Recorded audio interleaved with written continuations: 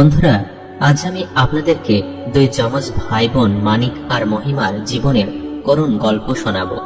কিভাবে একজন নিঃসন্তান মহিলা তার সতীনের সন্তানদেরকে মেরে ফেলেছিল তার নির্দয় কাহিনী জানার জন্য অবশ্যই ভিডিওটি শেষ পর্যন্ত দেখবেন। অনেক বছর আগের কথা, পাকিস্তানের একটি গ্রামে শাহজালাল নামে এক জমিদার ছিলেন।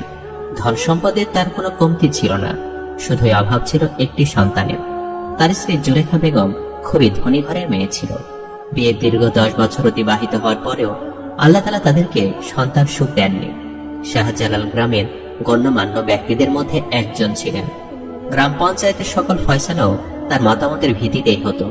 তাদের জীবনে অর্থ সম্মানের কোনো কমতি ছিল না, কিন্তু এক সন্তানের অভাবে শাহজালাল সবসময় কষ্টে থাকতেন। একদিন তার এক বন্ধু তাকে পরামর্শ দিলেন দ্বিতীয় বিয়ে করার। অনেক ভেবেচিন্তে তিনি দ্বিতীয় বিয়ে করলেন। তার দ্বিতীয় স্ত্রীর নাম ছিল ফাতেমা। সে খুবই দরিদ্র ঘরের মেয়ে ছিল। ফাতেমা দরিদ্র ঘরের মেয়ে হওয়ায় জুলেখা সবসময় ফাতেমার সাথে খারাপ ব্যবহার করত, তাকে খোঁটা দিত, আর স্বামীর কাছেও ফাতেমার নামে নানান ধরনের অভিযোগ করত। কিন্তু ফাতেমা ছিল খুবই কোমল স্বভাবের অধিকারী। সে সবকিছু সহ্য করেও সংসার করে যাচ্ছিল। আল্লাহ তাআলা না জানি কি পরিকল্পনা ছিল। দ্বিতীয় বিয়ের 2 বছর অতিক্রান্ত হওয়ার পরেও ফাতেমার কোনো সন্তান হলো না। এবার শাহজালাল আরো চিন্তায় পড়ে গেলেন। এদিকে তার প্রথম স্ত্রী তার দ্বিতীয় স্ত্রীর ব্যাপারে তার মগজে এতটাই তিক্ততা ঢুকিয়ে দিয়েছিল যে তিনি তার দ্বিতীয় স্ত্রীকে বাড়ি থেকে বের করে দিলেন। আলিশান অট্টালিকার পাশে ছোট্ট একটি কুঁড়ে ঘরে তিনি তার দ্বিতীয় স্ত্রীকে রাখলেন। ওই ঘুপচি ঘরে থাকতে ফাতেমার খুব কষ্ট হতো, তবুও সে কষ্ট করে ওই ঘরেই থাকতো আর আল্লাহর ইবাদত করত। একদিন শাহজালাল কোনো এক কাজে দূরের শহরের উদ্দেশ্যে যাত্রা করছিলেন। প্রতিমধ্যে তিনি এক বৃদ্ধকে শুয়ে থাকতে দেখলেন। তিনি জানতেন না উনি ছিলেন অনেক বড় একজন পীর। ওই পীর বছরে 12 মাস ঘুমাতেন আর 12 মাস জেগে থাকতেন। শাহজালাল ঘোড়া থামিয়ে হেঁটে গিয়ে পীর সাহেবের কাছে বসলেন। শাহজালাল জানতেন না যে ওই দিনই পীর সাহেবের ঘুমের 12 মাস পূর্ণ হয়ে গিয়েছিল। ওই দিনই ছিল তার জেগে ওঠার দিন। শাহজালাল পীর সাহেবের পাশে বসে তার পা টিপে দিতে থাকলেন। এমন সময় পীর সাহেবের ঘুম ভেঙে গেল। ঘুম থেকে উঠে তিনি যখন শাহজালালকে তার খেদমত করতে দেখলেন, তিনি ভাবলেন এই মানুষটি বোধ হয় দীর্ঘ সময় ধরে তার সেবায় নিয়োজিত রয়েছে। তিনি শাহজালালের উপর খুবই সন্তুষ্ট হলেন। তিনি কোমল কণ্ঠে শাহজালালকে জিজ্ঞেস করলেন, কে তুমি বাবা? শাহজালাল নিজের পরিচয় দিলেন। তখন পীর সাহেব জিজ্ঞেস করলেন, তোমাকে দেখে মনে হচ্ছে তুমি মনের মধ্যে খুব চাপা কষ্ট বহুদিন ধরে বয়ে বেড়াচ্ছ। কেমন মুশকিল যা তোমাকে এরকম নিরাশ করে দিয়েছে?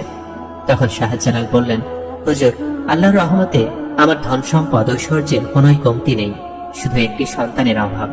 বিয়ের 10 বছর পরেও প্রথম স্ত্রীর থেকে কোনো সন্তান পাইনি। এক বন্ধুর পরামর্শে যখন দ্বিতীয় বিবাহ করলাম, 2 বছর কেটে গেল, দ্বিতীয় স্ত্রীরও কোনো সন্তান হলো না। আমার মৃত্যুর পর হয়তো কোনো বংশধর আমি রেখে যেতে পারবো না। এই কথা বলে শাহজালাল কান্নায় ভেঙে পড়লেন। তখন পীর সাহেব বললেন, এত অল্পতেই ভেঙে পড়ো না বাবা, নিশ্চয় আল্লাহ পরম করুণাময়। এখান থেকে কিছুটা সামনে গেলে তুমি একটি আপেল গাছ দেখতে পাবে। সে গাছ থেকে 2টি আপেল পেড়ে নিয়ে এসো। পীর সাহেবের কথা মতো শাহজালাল আরো কিছুটা সামনে এগিয়ে গেলেন। তারপর আপেল গাছ থেকে 2টি আপেল পেড়ে পীর সাহেবের কাছে নিয়ে আসলেন। পীর সাহেব শাহজালালকে বললেন, এই 2টি আপেল নিয়ে গিয়ে তুমি তোমার 2 স্ত্রীকে খেতে দিবে। ইনশাআল্লাহ আল্লাহর রহমতে তোমার 2 স্ত্রী মা হবে। এই কথা শুনে শাহজালাল খুবই খুশি হলেন। সে পীর সাহেবের অনেক শুকরিয়া আদায় করল। তারপর আপেল 2টি নিয়ে ঘোড়া ছুটিয়ে সে বাড়ির উদ্দেশ্যে রওনা দিল। বাড়িতে গিয়ে তিনি তার প্রথম স্ত্রীকে আপেল 2টি দিয়ে সব কথা খুলে বললেন। তারপর পুনরায় কাজের উদ্দেশ্যে বাড়ি থেকে বের হয়ে গেলেন। তিনি তার প্রথম স্ত্রীকে একটি আপেল খেতে আর আরেকটি আপেল তার দ্বিতীয় স্ত্রী ফাতেমাকে দিয়ে আসতে বলেছিলেন। কিন্তু তার বাড়ি থেকে বের হয়ে যাওয়া মাত্র জুলেখা বলল, বয়সের সাথে সাথে ওনার জ্ঞান বুদ্ধিও লোপ পেয়েছে। সামান্য আপেল খেয়ে নাকি কারো সন্তান হয়, যত সব আজগুবি কথা। এই বলে সে আপেল 2টি জানালা দিয়ে বাড়ির পেছনে ছুঁড়ে ফেলে দিল। এদিকে ফাতেমা কুড়ে ঘরে খুব কষ্টে দিন কাটাচ্ছিল। সেদিন তার ঘরে খাওয়ার জন্য কিছুই ছিল না। যখনই জুলেখা আপেল 2টো জানালা দিয়ে ফেলে দিল, ঠিক তখনই ফাতেমা খাবার খোঁজার উদ্দেশ্যে ঘর থেকে বের হলো। বের হয়ে সে দেখতে পেল ঘরের সামনে 2টি আপেল পড়ে রয়েছে। সে আপেল 2টি কুড়িয়ে খুব তৃপ্তি সহকারে আপেল 2টি খেয়ে নিল। আল্লাহর অশেষ রহমতে 1 মাসের মধ্যেই ফাতেমার সন্তান সম্ভবা হলো।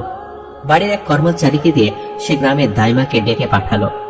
দাইমা এসে ফাতেমার সব লক্ষণ দেখে ফাতেমাকে সন্তানের সুসংবাদ দিল। দাইমা কুড়েঘর থেকে যখন বের হয়ে যাচ্ছিল, ঠিক তখনই শাহজালালও বাড়ি থেকে বের হচ্ছিলেন। পথের মধ্যে তাদের দুজনে দেখা হয়ে যায়। তখন দাইমা শাহজালালকে ডেকে সন্তানের সুসংবাদ দিলেন। শাহজালাল খুশিতে আত্মহারা হয়ে গেলেন।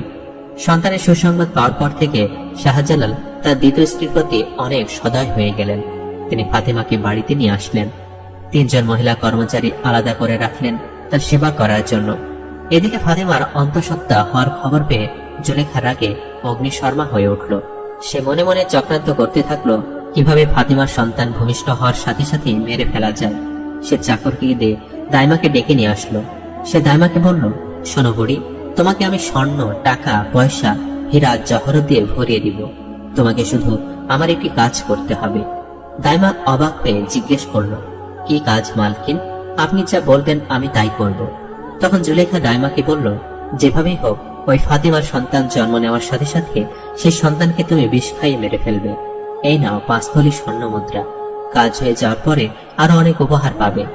দাইমাও টাকার লোভে জুলেখার কথায় রাজি হয়ে গেল। ধীরে ধীরে ফাতেমার সন্তান জন্ম নেওয়ার দিন ঘনিয়ে আসলো। ফাতেমা যখন প্রসব যন্ত্রণায় ছটফট করছিল, তখন শাহজালাল দাইমাকে ডেকে নিয়ে আসলেন। দাইমা ফাতেমাকে বলল, মা, প্রসব করানোর কিছু নিয়ম কানুন রয়েছে। এর জন্য প্রথমে অন্তঃসত্ত্বা মায়ের চোখ কাপড় দিয়ে বেঁধে ফেলতে হয়। ফাতেমা সরল মনে রাজি হয়ে গেল। তখন দাইমা এক টুকরো কাপড় দিয়ে ফাতেমার চোখ শক্ত করে বেঁধে ফেললেন। ফাতেমা ফুটফুটে 2টি যমজ বাচ্চার জন্ম দিল, একটি ছেলে এবং একটি মেয়ে।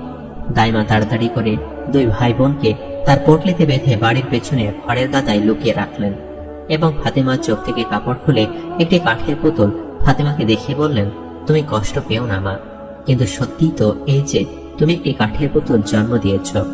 ফাতেমা কান্নায় ভেঙে পড়ল। শাহজালাল ফাতেমার ওপর আরো রেগে গেলেন। এবার তিনি ফাতেমাকে আরো বেশি করে ঘৃণা করতে শুরু করলেন। দাইমা বাচ্চা দুটিকে অনেক দূরে নিয়ে গিয়ে একটি খেতে ফেলে আসলেন। জুলেখা দাইমাকে অনেক অনেক উপহার দিল। এদিকে গ্রামের এক দরিদ্র খ্রিস্টান দম্পতি, যাদের কোনো সন্তান ছিল না, তারা বাচ্চা দুটিকে ধানের খেতে খুঁজে পেল। তারা পরম যত্নে বাচ্চা দুটিকে কোলে তুলে নিল এবং আল্লাহর শুকরিয়া আদায় করল। এভাবে ওই দরিদ্র কৃষকের ঘরে ফাতেমার 2 যমজ সন্তান আদর ভালোবাসায় বেড়ে উঠতে থাকলো। জুলেখা যখন এই খবর জানতে পারলো, তখন সে দাইমাকে ডেকে বলল, এই বুড়ি, আমি তোকে বলেছিলাম বাচ্চাগুলোকে একেবারে মেরে ফেলতে, কিন্তু ওই নষ্ট ফাতেমার বাচ্চাগুলো ওই মতি মিয়ার ঘরে মানুষ হচ্ছে। আজকের মধ্যে আমি ওই 2 বাচ্চার লাশ দেখতে চাই। দাইমা বাড়ি ফিরে গিয়ে মিষ্টি বানিয়ে সে মিষ্টির মধ্যে বিষ মিশিয়ে দিল। ফাতেমা 2 যমজ ছেলে মেয়ে ধান খেতেই খেলাধুলা করছিল। তখন ওই বুড়ি দাইমা তাদেরকে মিষ্টি দেখিয়ে বলল, এই দেখো সোনারা, আমি তোমাদের জন্য মিষ্টি বানিয়ে এনেছি, তোমরা খাবে? ছোট্ট বাচ্চা দুটো ওই দুষ্ট বুড়ির চক্রান্ত না বুঝেই মিষ্টি খেয়ে ফেলল। তৎক্ষণাৎ তারা 2 জন মারা গেল। কৃষক মতি মিয়া এবং তার স্ত্রী তাদের বৃদ্ধ বয়সে শেষ সম্বল 2 সন্তানকে এভাবে মারা যেতে দেখে কান্নায় ভেঙে পড়লেন। মতি মিয়া জানত জঙ্গলের ওপারে এক দরবেশ বাস করেন। সে ছুটে গেল সে পীর সাহেবের কাছে। ইনি সেই পীর যার সাথে যাত্রাপথে শাহজালালের দেখা হয়েছিল। মতি মিয়া যখন পীর সাহেবকে গিয়ে সব কথা খুলে বলল, তখন পীর সাহেব তার নিজের একটি আঙ্গুল কেটে ফেললেন এবং রক্তগুলো একটি শিশিতে ভরে মতি মিয়াকে দিয়ে বললেন, এই বোতলে রক্তগুলো তুমি তোমার 2 বাচ্চার গায়ে ছড়িয়ে দিবে, তারা জীবিত হয়ে যাবে ইনশাআল্লাহ। মতি মিয়া রক্ত নিয়ে গিয়ে তার 2 সন্তানের শরীরে ছড়িয়ে দিল। তৎক্ষণাৎ দুজনে হাসতে হাসতে উঠে পড়ল, যেন তারা এতক্ষণ ঘুমিয়েছিল। এত ক্ষতি করার পরেও জুলেখা ক্ষান্ত হলো না। সে দাইমাকে পুনরায় ডেকে পাঠালো এবং বলল, আমি তোকে বলেছিলাম বাচ্চা দুটোকে মেরে ফেলতে, তাহলে এখনো বেঁচে কি করে আছে? ওই বুড়ি বলল, কিন্তু আমি তো কালই 2 জনকে বিষ মেশানো মিষ্টি খাইয়ে মেরে ফেলেছিলাম। জুলেখা রেগে গিয়ে দাইমাকে চড় মেরে বলল, আমি তোকে শেষবারের মতো সুযোগ দিচ্ছি, এবার যদি তুই ওদেরকে একেবারে মেরে না ফেলতে পারিস, তাহলে আমি তোকে মারব। জুলেখার কথা শুনে দাইমা ভীষণ ভয় পেয়ে গেল। সে বাড়িতে গিয়ে মতিচুরের লাড্ডু বানিয়ে তাতে বিষ ছড়িয়ে দিল। তারপর আগের দিনের মতোই বাচ্চা দুটিকে গিয়ে মিষ্টি সাধল। কিন্তু এবার 2 ভাই বোনের কেউ এই মিষ্টি খেতে রাজি হলো না, কারণ তাদের মনে ছিল আগের দিন তাদের এই বুড়ি দেওয়া মিষ্টি খেয়ে বুকে অনেক যন্ত্রণা হয়েছিল। কিন্তু এই দুষ্টু বুড়ি জোর করে বাচ্চা দুটোকে লাড্ডু খাইয়ে দিল। সাথে সাথে বাচ্চা দুটো আবার মারা গেল। এবার যখন মতি মিয়া পীর সাহেবের কাছে ছুটে গেল, তখন পীর সাহেব বললেন, তুমি 3টি কবর করে প্রথমটিতে তোমার মেয়েকে, দ্বিতীয়টিতে তোমার ছেলেকে এবং তৃতীয়টিতে আমাকে দাফন করো। মতি মিয়া পীর সাহেবের কথা মতো কাজ করলেন। সাথে সাথে মেয়েটির কবর থেকে একটি গোলাপ গাছ বেড়ে উঠল। একদিন শাহজালালের কর্মচারীরা ওই 3টি কবরের পাশ দিয়ে হেঁটে যাচ্ছিলেন। হঠাৎ তারা এমন সুন্দর গোলাপ গাছ দেখে দাঁড়িয়ে গেল।